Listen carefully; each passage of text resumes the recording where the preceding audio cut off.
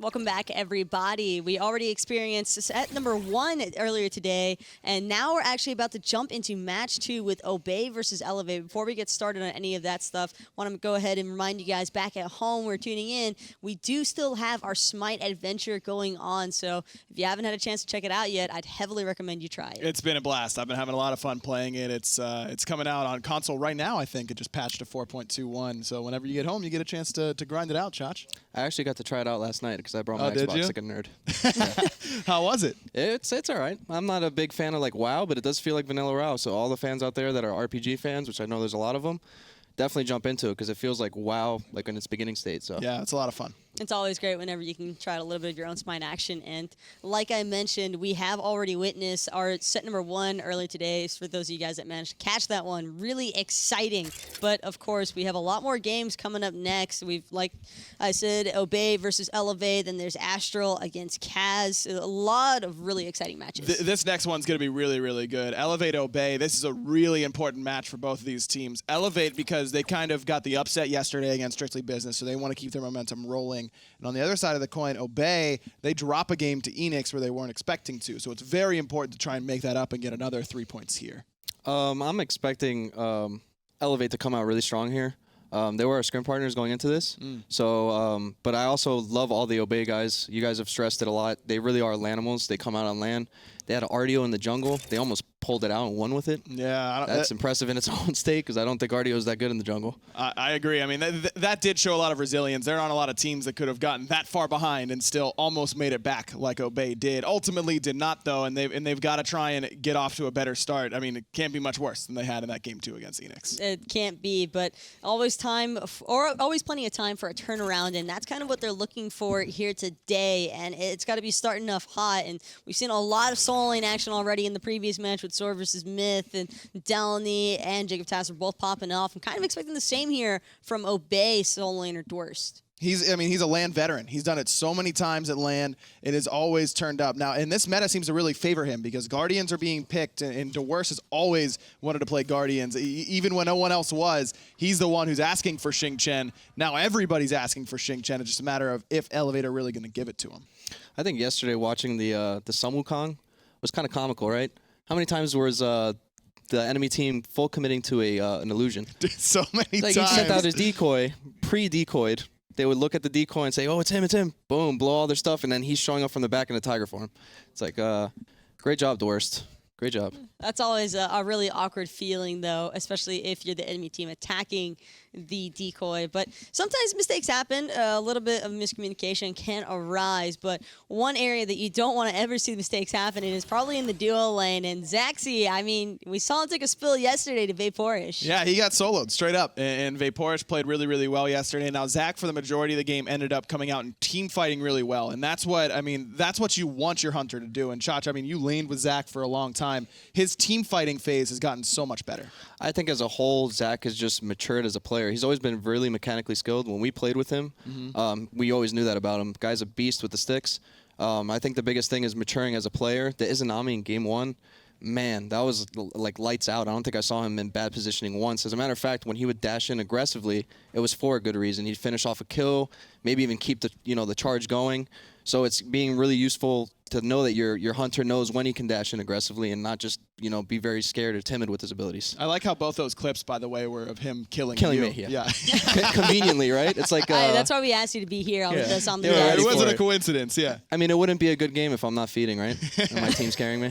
That's just kind of how it works. That's the support lifestyle dream. But no, we didn't bring you on here, Brochacho, just to talk about you getting montage for Zachsy's clips. But Zachsy, I would have to agree with you guys. I think that he has really grown substantially, but it's going to be some tough opposition, and he likes playing aggressive, and there's no one else probably in this, I think, arena that wants a 1v1 more than Cameron. Cameron's that guy. He wants to take those 1v1s, but to be honest, he hasn't found a lot of success in them as of late on the competitive stage. Now, he also did just join this roster very recently. He and Kenshin reunited after playing together last year, going to the world stage. They went their separate ways, now back together. And it may have taken some time, but that duo lane looks like they're starting to get up to speed. Yeah, you also have the core back, right? Because they have DoctorL has been with the team forever. Then you have Kenshin and Cameron. And like you guys just said, Cameron is a very aggressive player by nature. yesterday he kind of got punished for it a little bit. The on her game, especially, that I noticed. A couple missed pillars that it looked like almost like misuse of the pillar, I guess. Hopefully today he's more on par with where we can see him as a good aggressive player, not just doing it like pointless, you know? That's always one of the best things, too, to consider for an ADC is just watching that positioning non-stop. And for a player like Cameron, who's known to be so aggressive, sometimes you just got to wonder if there's a little bit more to him. And we actually had a chance to sit down and talk with Cameron. You guys can take a little look at this. At the beginning of this season, I was dropped from Aware, so I had to figure out what I wanted to do. So I made a team and went through CC and won relegations, made SEL. And then kind of fell apart, and we got relegated. But I think the first getting dropped from Aware and trying to figure out what I was going to do from there was probably the hardest part. But I think I'm in a really good position now, finally, at the end of the year. Layers really was kind of the hard carry of that team, and we relied on him a lot. And then, you know, he kind of messed up the team in the middle of the split, but we ended up sticking with him. But that kind of messed us up. But now we're all cool with each other. We all criticize each other and take the criticism. No one really gets mad at each other. We all just want to win, and we're all relaxed and stuff. It's a lot more relaxed atmosphere than the other team. I like playing with Kenshin. I can trust him. I pretty much know what he's gonna do. He still basically plays the same play style when we teamed last year. So I'm a lot comfortable playing with him, probably with any other support. Communication got a lot better because I actually talk a lot as an ADC. And Cade or DoctorL was talking a lot, and Kenshin, they were trying to both shot call and stuff. And I like to talk mostly around like the objectives and everything, so we're kind of confusing. I would say something, and then Kenshin would dive backline, and DoctorL would be diving. I'm like pulling gold or something. They're leaving me, and the whole team just running at me. But somebody would call a shot call, and then we'd be split up. But that's probably the worst part. Or we fixed that. Our comms are better. And that's always an important aspect to want to fix is those comms. I mean, you've said it time and time again, Richacha, probably more than anybody else here. Comms is the most important part. Yeah, communicating with your team is really important. I actually found it funny. He just said Layers was, not the greatest teammate when they were together. That changed really quick. Layers another player that's matured for us. But as far as their team, I think Kenshin's like their vocal leader. When we're scrim partners with them, when he's not around, it is a little bit of a different squad because they seem a little more confused around objectives. That's not discrediting Cameron at all. It might be just actual call of going to the Gold Fury and then having your hunter take over on, hey, this is the percentage. It's getting down to 50%. Can we finish this off? It's at 30% now, guys. Guys, start pulling back, you know? That's what a hunter should be giving you, is feeding you the information. And having your guardian player like Kenshin being really experienced helps out a lot. Kenshin's been around since the very beginning of the console scene, and in his experience, not only online, but at LAN, he's been to plenty of those. He's had good performances here. He's the guy to watch for Elevate. Where he goes, they go. Well, I mean, we've had a lot of opportunities to get some insight from these two teams, but of course, another part to always keep in mind is that Cameron, he said that the comms have been improving, and I know that Obey has their own flaws that they've kind of been looking into as far as things that they need to fix, but I think drafting might be one of the more important aspects. It feels as though a lot of these matches where the splits are actually occurring, it's more so flaws in the draft than it is flaws with communication or like play style. And that's not too surprising to me, because after a big LAN such as Super Regionals where everyone's watching and trying to figure out, what's happening, what the meta is in those sorts of scenarios, it's easy to kind of just say, oh, this pick did well, we'll take it too, and then all of a sudden you don't really understand why it's working as well. So you have to have a critical eye to see not only why players are picking certain picks, but in what situations they can be effective. Yeah. Already starting with the picks and bans is beautiful. So AMC's banned away for Obey. You got Elevate banning away Cabrakan. I think that's a really strong ban, at least for when we were scrimming Elevate. Cabrakan, even in the Super Regional, it seems like he's back to his old form. It's the fat Loki that we used to, make memes about. He's right back in the meta again. First pick Soul for Delta Marine in the mid lane. I'm a little surprised that they want to prioritize it this early. Elevate in the mid lane Mythic. Is this a pick that he's comfortable with, the Soul? Soul, I don't think is the biggest thing. I think you more look at Delta Marine, right? Yeah. Delta Marine when you even played. That was something that we were kind of intimidated by. When he'd pick Soul, it's like, man, Aggro, maybe you should start practicing Soul so we can take it away from him. Hold on. I always wanted to play Soul, and I'd ask Chapo, and he'd be like, nah, homie, like, that doesn't do anything. You're bad at Soul. And I was like, because I never get to play it. That actually sounds about right. I wanted to play that god. Don't do that to me. Come on now. That sounds just about right, actually. Okay, Aggro. Well, I mean, at least now we all heard it here first. Aggro did used to be on a team with Chapo. Glad that we could remember that one. Just as always, I'm the one to bring it up.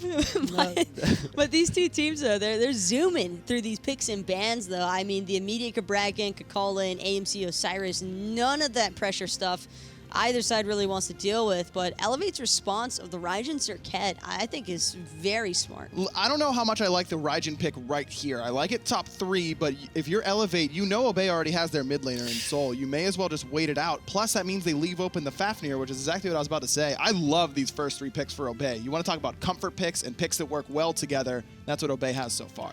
I would have liked to, this is just my personal opinion, maybe I'm biased as a Guardian, but Fafnir right this early, maybe wait a little bit longer, because you look at it, Serqet, what's a hard counter to Serqet? You have Geb still on the board. Jelly has a mean Geb, I can tell you from playing against them. And Geb, I don't think would have even gone banned in the second half.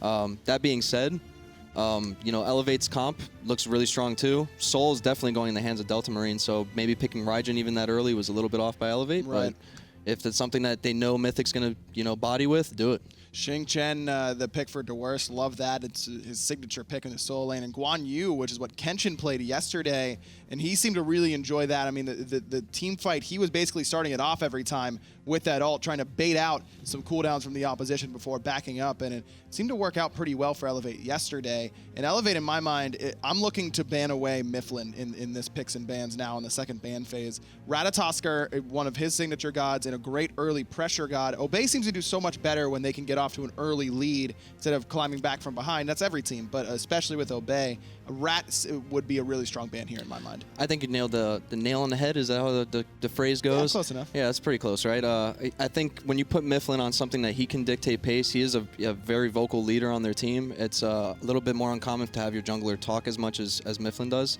We're used to Chapo, and we're just talking about him. Right. He talks a lot too. But no one talks as much as him. But if you put him on Rat, like you were just saying, he can actually say, hey guys, I'm going right to their backline. Let's get this engagement going. You know, I'm going to get onto their backline. And when you have a vocal leader like that telling you that, it's very easy for your, you know, Dwurst to definitely help him out right away. And then you have Jelly doing his peel duty for the, you know, your backline. And the Amir ban away here, I think like that's a really interesting ban, because it doesn't seem as though there's anything right now that Obey is particularly threatened by from an Amir pick. No, and Nexamiss has played Amir solo quite a bit. It's a comfort pick for him, and when you have Guan Yu that's probably going support for Kenshin, it's nice to have a little bit more balance in your draft, to have another magical damage dealer so that they can't just stack physical defense against you. Though, even stacking physical defense against Guan Yu, not the best because of the prot shred on his Taolu Assault, but Elevate's still going to be going for the Sun Wukong in that solo lane, and that's a pick that we haven't seen a lot of on the PC side, but here on console, more solo laners seem to still like it. I think it's the safety factor. You can't really, Sun Wukong, unless you have Osiris to ult him before he goes up into his ult to completely shut down the healing from his cloud. I think Sun Wukong is just because he's so safe, and he could still provide pressure on the back line when it does come to a big team fight. I think that's why on the box he's still really good. You have Cern being picked by Obey. Yesterday when Elevate did pick Guan Yu, something that I noticed from being a support player, Kenshin went with a really, really, really greedy build. He had Urchin, Breastplate, and then Discord. Hopefully today he adapts to it and realizes, man, that put my team a little bit behind, because the game seemed a little more difficult than it needed to be yesterday, so maybe he adapts to that today. Love this Odin pickup for Obey. I mean, that really hurts Guan Yu, who has to pick up Phantom if he wants to get out of there. Wukong has to either ult or pick up the Phantom. Serqet and Raijin, pretty decent at getting out of that cage, but now this limits what Elevate has in their last pick selection. It's going to be the Chronos for Cameron here. A couple ADCs with leaps were still on the table, but he went with the magical ADC just to try and give that. I mean, I guess they were worried about 4 physicals here? Yeah, but they ran 4 physicals yesterday. It's something that even LG did. If you have some sort of prot shred and you have a strategy behind it, 4 physical can work fine, but if that's something that Cameron wants, give it to him, right? I think that he wants the survivability that a Chronos can provide, particularly against the Cernunnos in the duo lane. Can't really pressure each other out, but he's not going to really be able to die either. I guess so. It's a little bit risky, though, because, I mean, Odin Bird Bomb will almost kill you when you start rewinding. So you have to be full HP as you start your rewind if you don't want to fall to a jungle Odin who's likely going to be building some damage. Well, checking out these 2 drafts, Rachacha, I got to hear, who do you think is going to take it? You're putting me on the spot, Taco. Jeez. You know what? Just from draft, I'm going to have to go with Obey's comp. I like Obey's comp as well. Comfort picks across the board, and I love this Odin last selection. Well, time to find out whether or not Obey is going to be able to take game number 1 or if it's going to go to Elevate. It's going to be Tom and it's going to be Tolly taking us into game number 1. Thanks a lot, Taco, Aggro, and of course, Chach. Tom Badger standing here next to Anatoly Alexeyev. Obey, Elevate. Xing Chen is in the solo lane. I think Obey wins off that. It's very spicy drafts, I think, between both of these. We haven't seen Xing Chen very often in the PC side of things, at least in the solo lane. We saw him more in the hands of, like, let's say, Jeff Hillis, support role for PC side. But now, in console, solo lane, Xing Chen, love it. More old school style. And speaking of old school, Nexamiss on the Sun Wukong. I don't think this is a pick necessarily for him individually. I think it was more actually focused on taking away some options from Dwurst. Well, I mean, you say that, but I think Dwurst's first selection all the time is going to be Xing Chen if he's allowed to play it. This is an excellent choice for him. He does very well on it since day one. He's been the Xing Chen guy. We actually saw some Sun Wukong yesterday. It was actually Dwurst himself playing the Sun Wukong. And, you know, it's a good success as well. It wasn't good enough to, find the 2-0 victory against Enix. Very impressive performance. Well, when you get pentakilled, there's just so much you can do. I know. Very impressive performance by all of Enix, especially Vaporish Coast. Is he 13 years old? Yeah, that young man is 13 and absolutely slaying it like the best of them. To be fair, I mean, the Obey team was one. That's what I kind of really enjoyed. We watched this invade here. Dwurst trying to defend the buff, but Elevate 2 men strong. I like how Cameron and Mythic aren't directly getting involved. They're not going to collapse on it. They're actually going to give the speed buff up. No, Nexamiss is still here fighting. They're going to min-max their numbers. They're actually going to go for elementals first, knowing that they have plenty of time to be able to switch on over to the speed buff. The longer they force out Obey from the speed buff, that means they're not even going to be able to farm out their solo wave, so a huge advantage to Elevate. Meanwhile, the jungler, DoctorL, he's out there stealing red buff on the other side of the map. And that's something that's just really impressive about Elevate's strategy. DoctorL switching things up in game number 2 against Strictly Business, playing the Habwa. Mythic, though, caught alone. Nice juke away from the slow and a Delta Marine. Also on a high pick for him.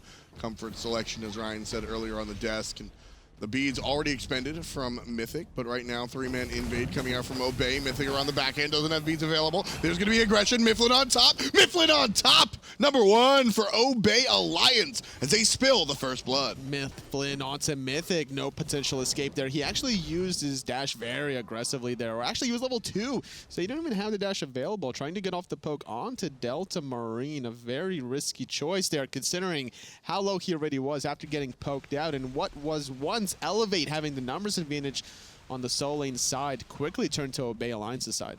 Yeah, and that's exactly what you want your Odin to do. That's why this selection is picked. It's going to bully you out, specifically away from your buffs. The jump obviously is fantastic jungle clear, but also you're just going to kill somebody. The Odin Bird Bomb damage just dealing too much here, especially in the early game. Not able to really get out of danger there. And this is a great first blood here for Obey Alliance. They're able to capitalize on getting the first blood onto an Odin jungle who really thrives in this earlier portion. That's like I said, I mean, this is the ideal scenario for Obey. Myflin on the Odin, he's going to do well in the early game, like you said, simply because of just the numbers. And it's also going to bode well because Myflin is a very aggressive player, early, mid, late. He's just aggro no matter what. I see what you did there. Myflin and aggro. Ah, that's pretty cute. But right now, Cameron not in a cute spot. Delta Marine in trouble as well. Here comes Nexamiss. Delta Marine out. Cameron, is he as lucky? Looks like yes. Great plays coming out from the team. I actually really liked how Kenshin and Mythic just straight up body blocked that whole corridor, really utilizing the big bodies, the bigger hitboxes of the Raijin and the Guan Yu. Great selection of picking up Aegis at level 1 that gets him into safety. He's able to back on out of there, but more importantly was his rotation even to basically ignore some farming in that duel lane. That's not normally the typical hunter or, you know, magical hunter fashion. You want to be able to farm as frequently as possible, but already we're seeing so much action and not much has changed as Myflin just whiffs his Odin ult. I absolutely love the atmosphere of the SCL lands, in all honesty. A lot of times, like usually during the lands, you know, I'll hide in my office and take notes and sort of be able to honestly just hang out in Twitch chat. I like to see the other side of things. But when SCL players come to town, it's so loud right here. We call it the pit. It's just so loud. Right now, Cameron is going to be in some trouble, and there's absolutely some noise. Jelly's face was just absolutely fanatic there after that one individual kill, like helping out Zachsy find that against the magical hunter. Now a 2-level difference. And you know, back to my point is that the whole crowd is just players. They're going nuts. The players on the stage are going nuts. DoctorL going for this kill. The beads are good from Zachsy totally, but here's help from Mythic, and Jelly's going to be able to stop everything just with a little position. Unfortunately for DoctorL, he couldn't get off the in-hand after applying the last breath poison. That would have done a lot of damage. It might not necessarily have killed Zachsy, courtesy of that sprint that was able to help him get into safety there, but still a good opportunity. I like the decision to play it safe. Not going for that purple contest. You get the little guys. As soon as Elevate show their face coming down towards the direction of Obey, they're just out. There's no little peek around the corner. There's no cheeky, maybe I'll get the last hit. Just out. Zachsy clearly knows he's in a bad spot. Just exits. I love the discipline. And not that much discipline in the mid lane, though, because Myflin is going in. He's going on himself! to Mythic. No one else is around the mid mage from Elevate, and that's what you're basically doing as an Odin jungle, isolating someone.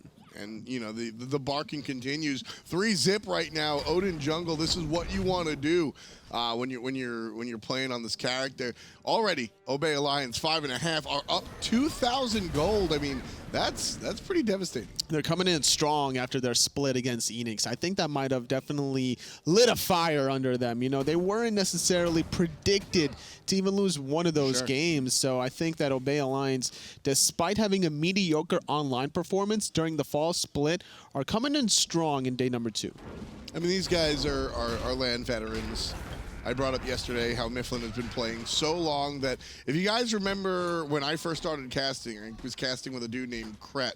Before that, Kret had a semi-pro experience. Myflin was on that team way back when. So that was, what, Silver Snakes with Andenster as well? Andy and Moji, actually, right now. Mythic, however, the mid laner that's going down. pbnjellly gets the kill. Everybody eating here in the middle lane. Delta Marine with 3 separate assists as he helps out on that one as well. Great disruption from that Supernova. Prevents the Raijin escape. They're not able to connect with the Serqet taunts from DoctorL, but in the mid lane, Mythic, yet again, 3 deaths. He's a part of 75% of his team's deaths. I mean, that's really what you're looking at if you're Obey.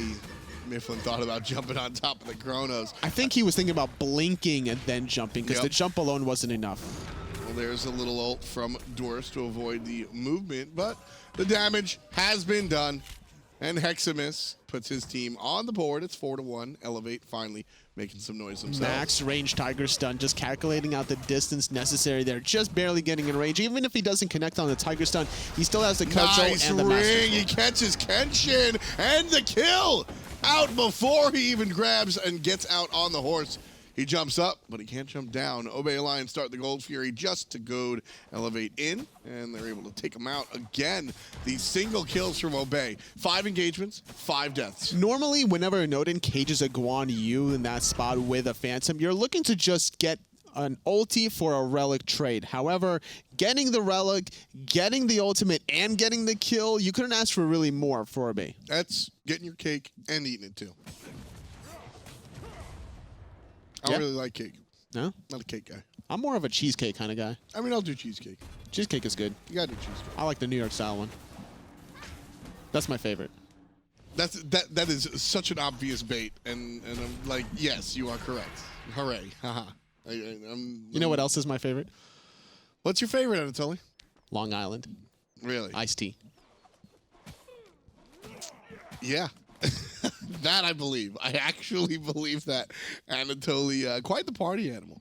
And Obey starting to party themselves. Still just that 2,000 gold, though. They're having all this success, but they haven't really been able to take themselves anywhere from this 2K mark that they got to, you know, almost 4 or 5 minutes ago.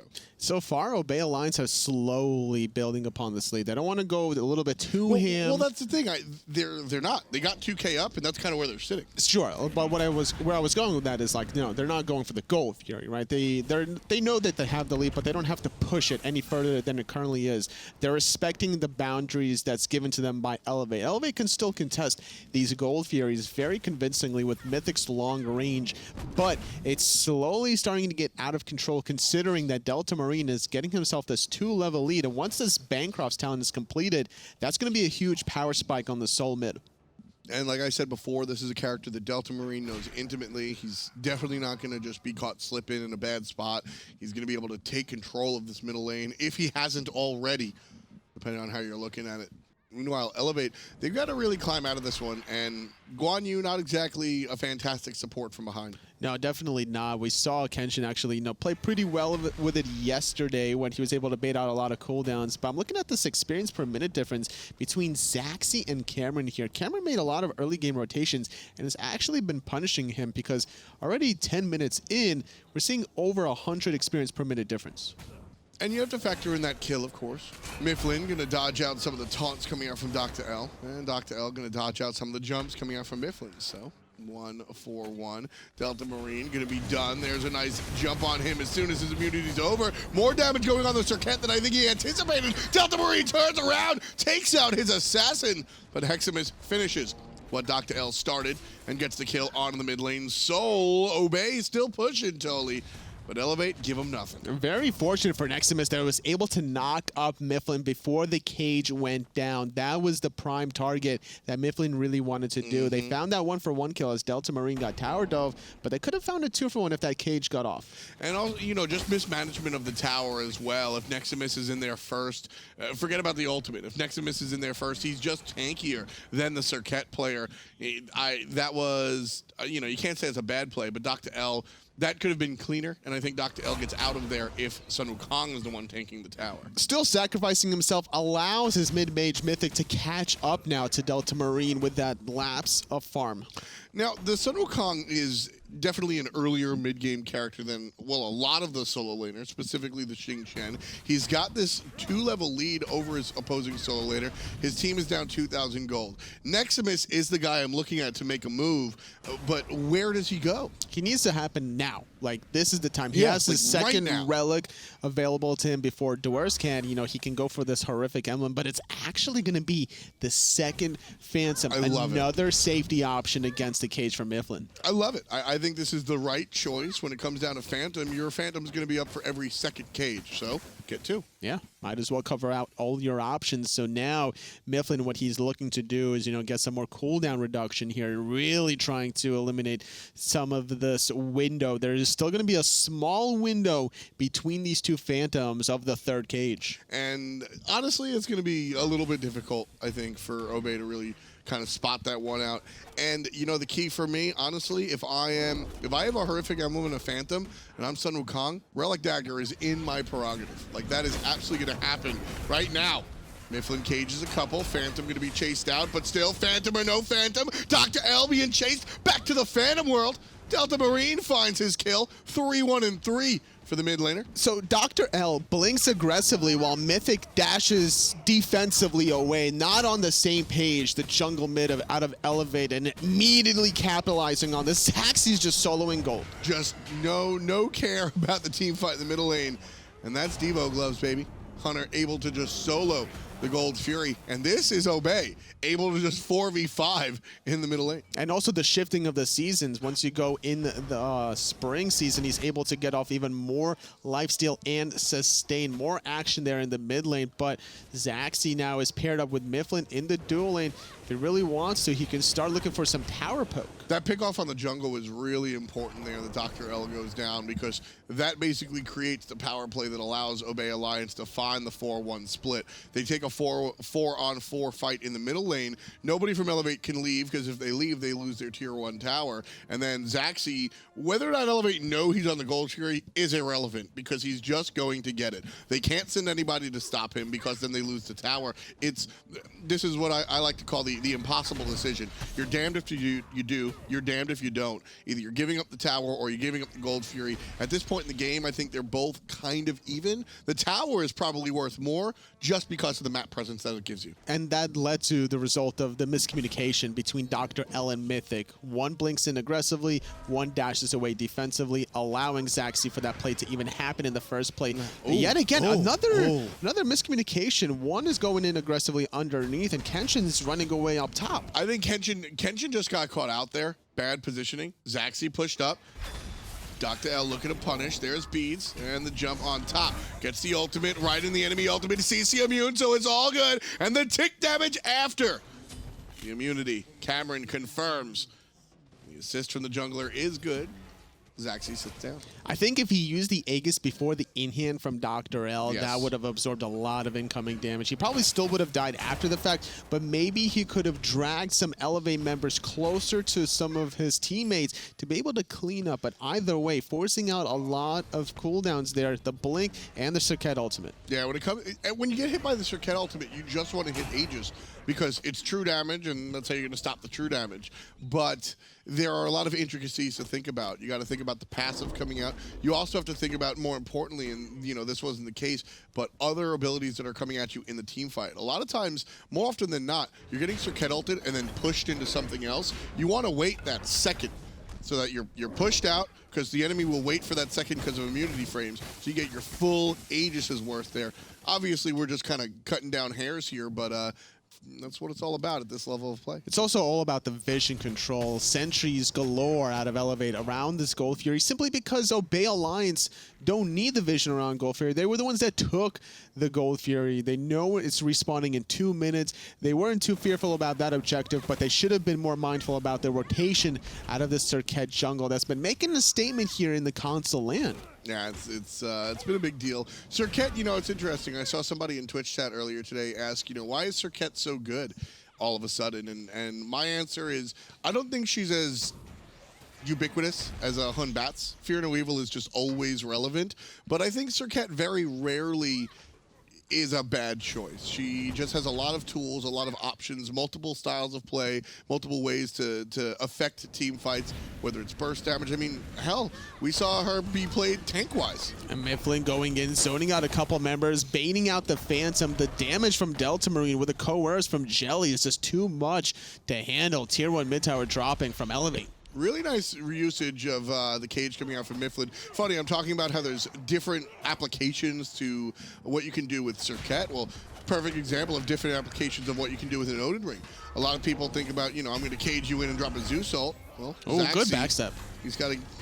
No, man. No relics, though. No vision. There's not enough vision there.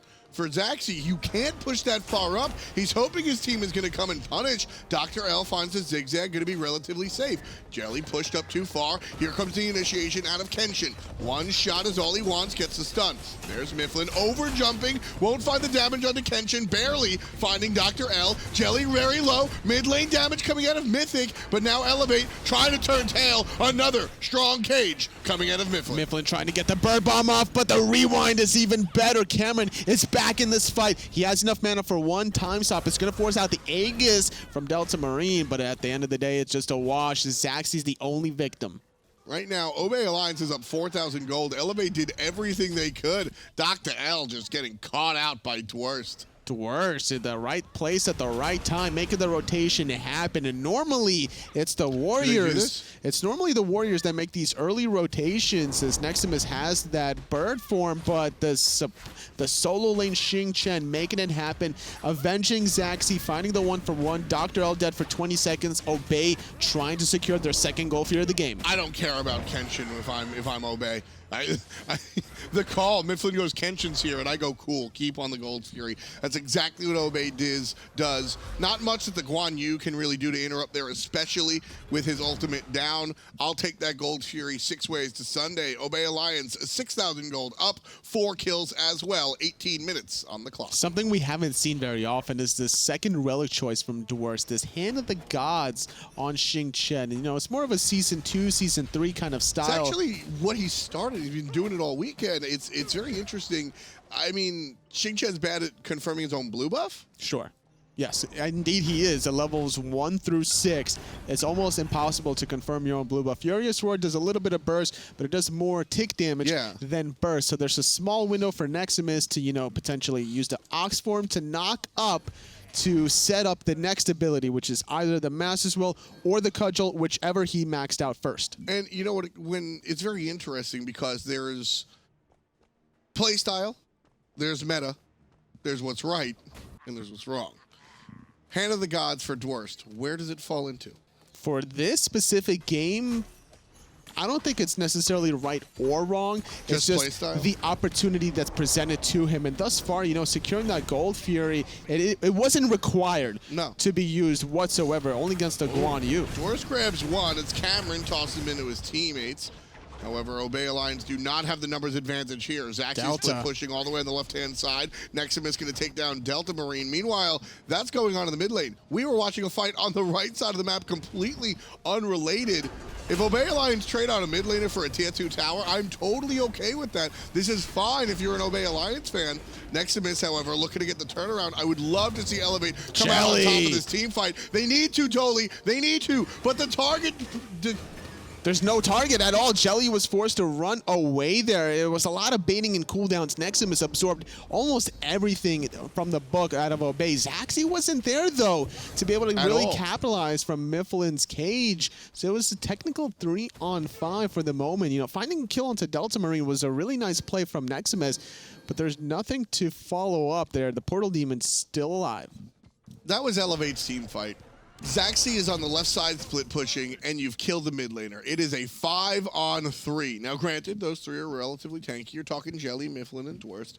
But still, that's a team fight that Elevate kind of have to win. They have to get the Portal Demon off of that. There's a lot of have-tos in this conversation because that's the moment that Elevate are kind of like hanging on Mufasa style, and Obey Alliance winning that's them stomping on the pause. It's all about the longer the team fights are for Elevate. The simple mid-team fight where they're trying to find kills, they're not going to necessarily find it right off the bat without the Serqet poison the way they did onto Delta Marine. They have to find the reset and look for more sustained damage because they have the heals from Kenshin, they have the sustained damage coming out of Cameron, and that's the long-range poke you're really looking for. Oh, do it.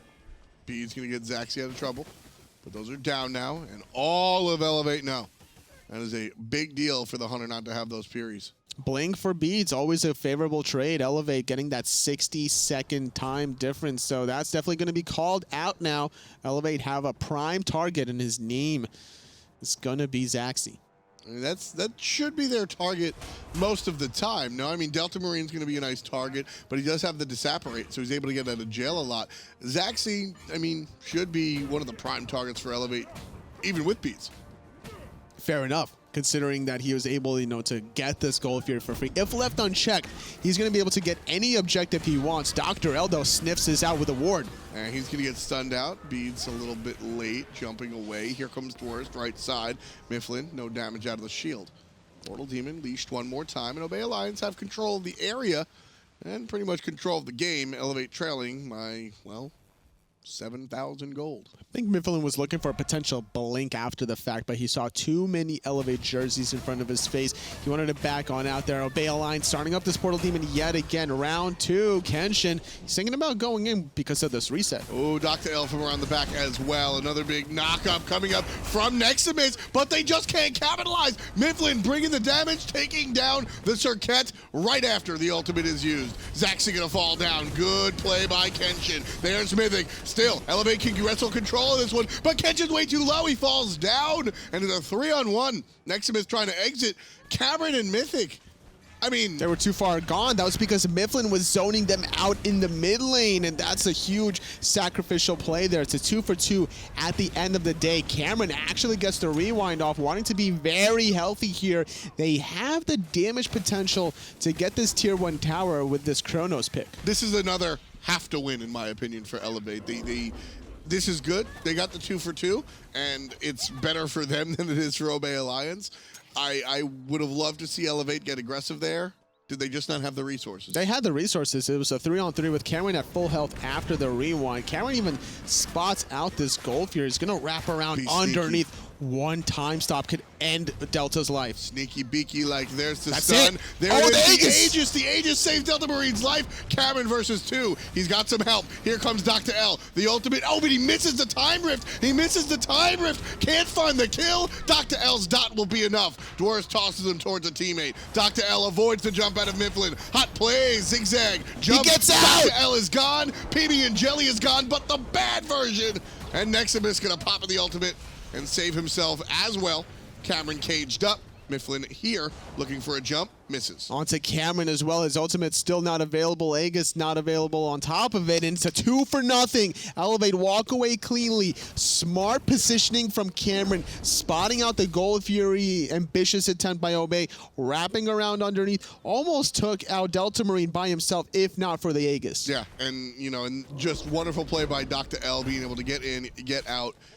That is the type of win that Elevate need to find. They need to find a couple more, and you're down 6,000 gold. This is not out of control. This is not out of hand, and Obey Alliance, specifically Cameron by himself, just sort of said, team, we're still in this. Absolutely. And we can still do this. This late game Chronos is going to be a huge problem for Obey Alliance. Looking at their build here, Oh, and I they love need to the be. build. They're trying to go for a little bit of a hybrid option between physical and magical, and for good reason too, because there's still a lot of damage on the physical side with DoctorL that's applying this Serqet damage all across the board. Oh, man. So, first of all, real quick, just to get out of the way, Chronos being built like a traditional mage, no love to the hasten ring or whatever, love it.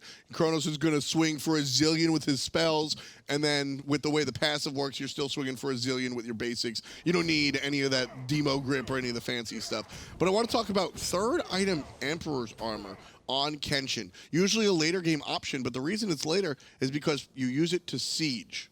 And that's what you're trying to do. Not only are you trying to offensively siege, but prevent Obey Alliance, who have this lead, from using their sieging, because it's going to basically, increase your own tower's attack speed. However, Exactly. there's not too many towers remaining on Elevate's side. They still have the tier 2s, but it also works on Phoenixes.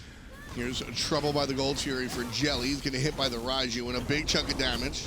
Mythic is able to find him in traffic. Nexamiss stuck in the cage, won't be able to get out. There's the ultimate, so success, ult for ult. Myflin in the good because of the lower cooldown of Odin's ring. Gold Fury wrestled by Obey. Kenshin going to take a huge chunk of his health after that Stellar Burst. Heal is not enough to really top him off there. Nexamiss did have to use that ultimate to escape the Odin cage. Underneath is Cameron yet again, trying to be a nuisance as Jelly jumps over. Not able to really do much, though, as yet again, Zachsy's going to get targeted. Yeah, I mean, this is the target that Elevate should go for virtually every time. Mythic through the wall with the ultimate. Love the idea, not the execution. Not able to find a target well enough, and the damage generally wasted. The shell was really impactful to negate a lot of this damage from DoctorL, because obviously you don't have any healing during that last breath, so the goal is to apply a health shield. I love the choice of Nexamiss to go away from his team there. He's tanky enough to deal with 1 or 2 players by himself and drag them away from the rest of the squad. One more time, Gold Fury leashed, pbnjellly burns ult for seemingly no reason. And now Obey kind of need to fight. They want to force this fight, but Elevate aren't giving it to them. It wasn't for no reason. It was actually to prevent the time stop getting knocked up. Cameron forced to use the beats and the Kenshin. Aegis. Kenshin in a lot of trouble. He's going to get tossed back into the fray. And meanwhile, DoctorL on the back end jumping in and able to find the exit as well. Myflin jumping over the top, not finding anything. Dwurst gets a kill on a Kenshin, but Myflin's gonna die. Jumps in, loses more HP than he takes. And it's a 1-for-1 jungle for support Elevator feeling good. Normally, it would be obviously favorable for Elevate considering they got the jungle, but it's a jungle Odin that's basically another support anyway. He has huge space control. Dwurst, though, in a lot of trouble, caught 1v3. Meanwhile, at the Gold Fury, trouble. One more time, Cameron comes, but this time it's a little late. Finds a kill on a Zachsy, but can't wrestle away the Gold Fury. Elevate looking up at still that 6,000 gold deficit. But this is, they're fighting, they're staying contentious. I like this from this squad.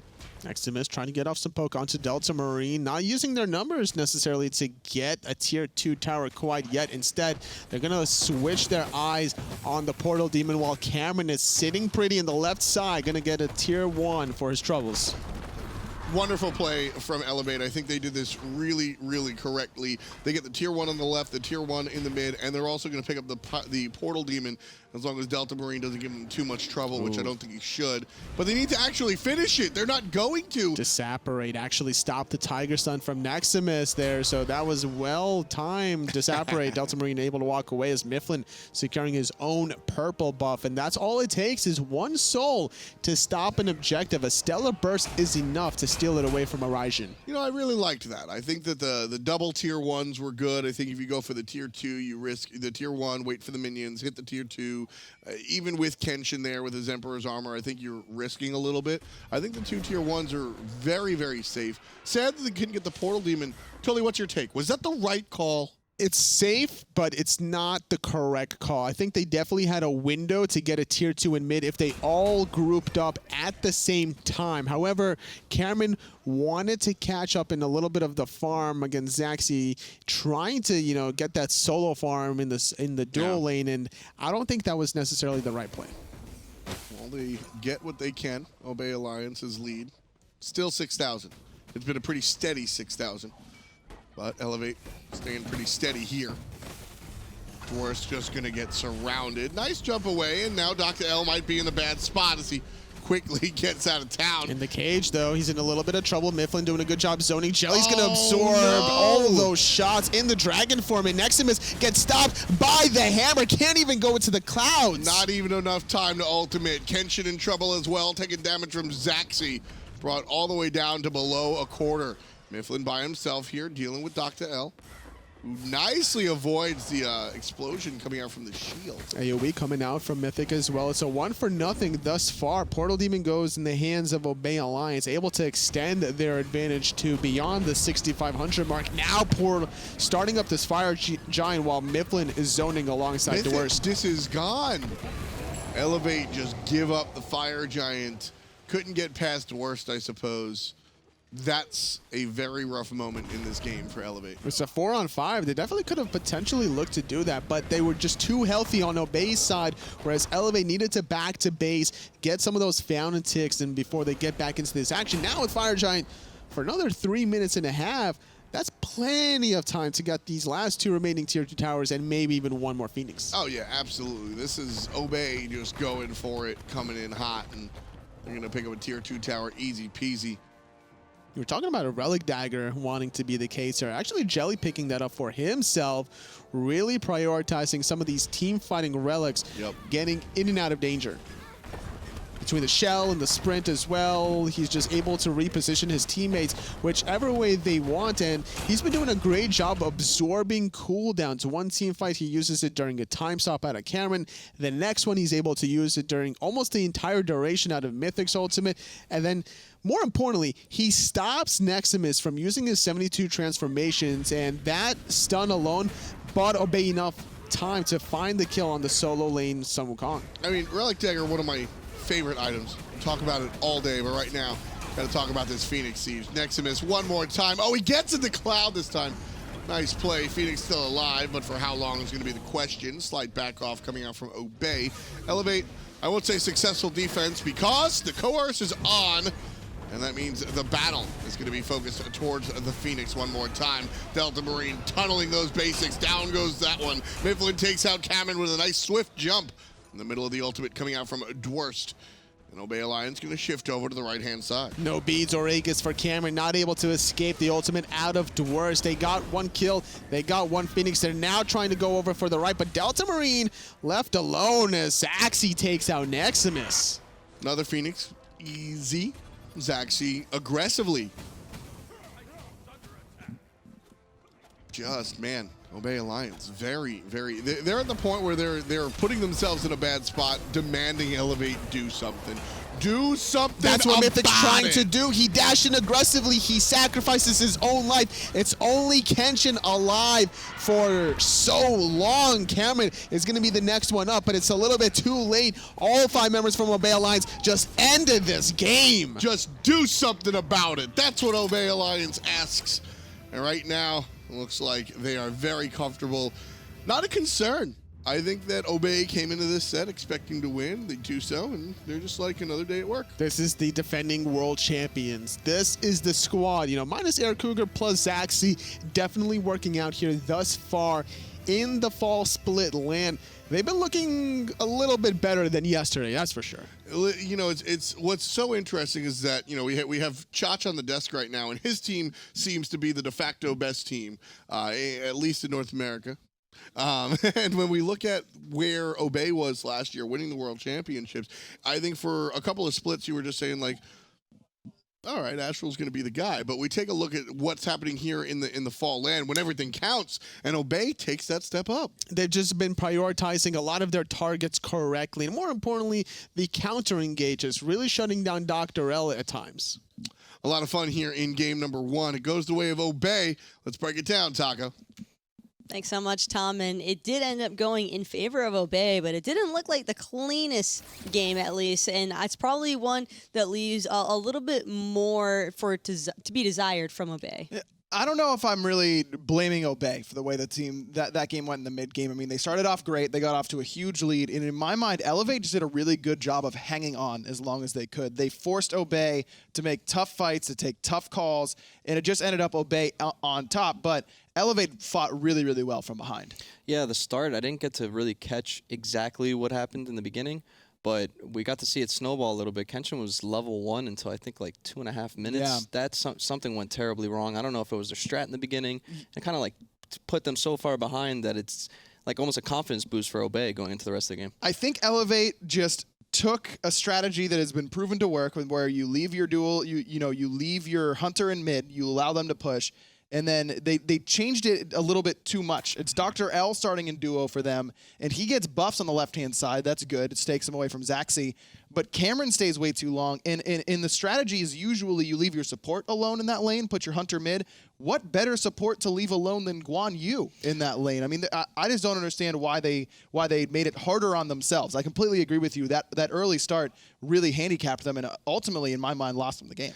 Nothing against Kenshin. I still don't understand why. I mean, I said it to you right when we went out there. Why not have watchers? Because then you can go to the dual lane.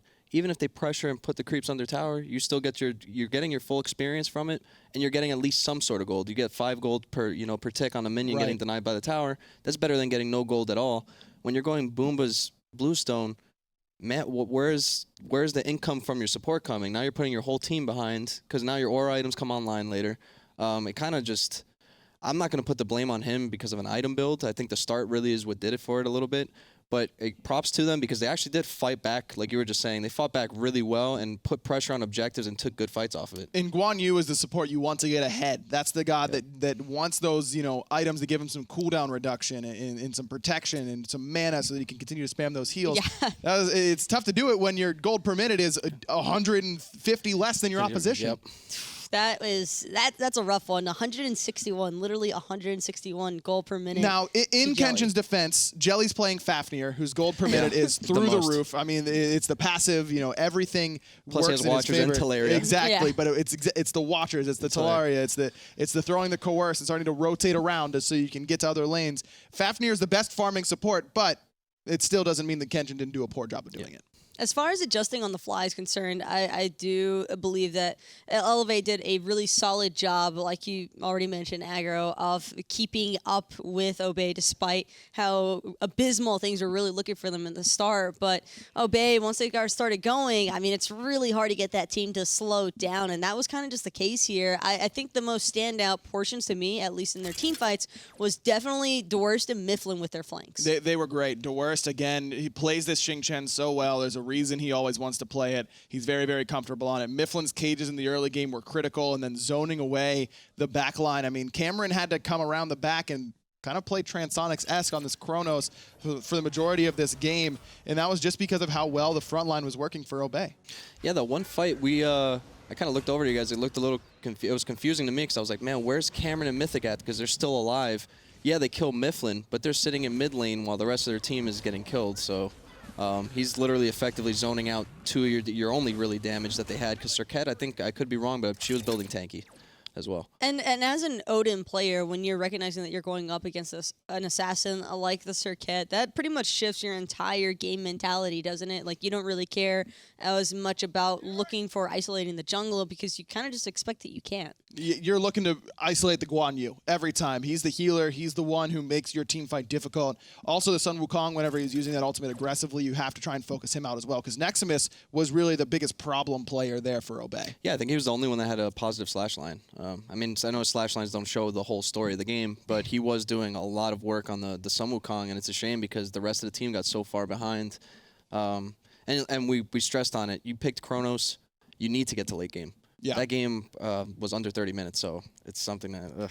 And you got to give credit to Delta Marine as well. He got dove consistently. There aren't mid-mages. What did you always preach to me? Is I don't care if you die, as long as you do your damage, you're good. And Delta Marine was always doing that. I mean, he was getting dove 2v1, and both Nexamiss and DoctorL are escaping with very low HP, and it's easy for his team to clean it up. Yeah, that was their power pick. They picked it right in the beginning. We said it too. I was like, that's going to Delta. There's no way that's going. Like, nothing against Zachsy. He may have a really, really good soul, but the sole player on that team is Delta Marine. Without a doubt. There's just no contest when it comes to certain mages and Delta Marine's capability of playing them. But for game number 2, should be a really exciting one, I think. Elevate know that they need to get another split here. This is a very similar circumstance to what they were in yesterday. And if they don't walk away with a win, it could put not only Obey in a very solid position, getting those 3 points, but it would also make things really rough for Elevate as far as playing catch-up. If I'm Elevate, the number 1 pick I'm looking to take away, obviously Soul did a lot of work there, but honestly, Jelly on Fafnir was a huge problem for them. I mean, talk about objective shred. You talk about what he was doing just outside of the objectives. His stuns were really consistent in the early game. How many times did we see him stun Nexamiss and everyone blows him up right before the stun wears off? He was accurate, and when you're accurate with Fafnir Hammer, he's near unstoppable. He forced Serqet to get Magi's. Yeah. You're doing a good job. There's so little hard CC on that team, except for the Fafnir and except for the Xing. You're completely right. Normally when you see Fafnir, you don't have to worry about something like Magi's. You had to with how accurate Jelly was. Well,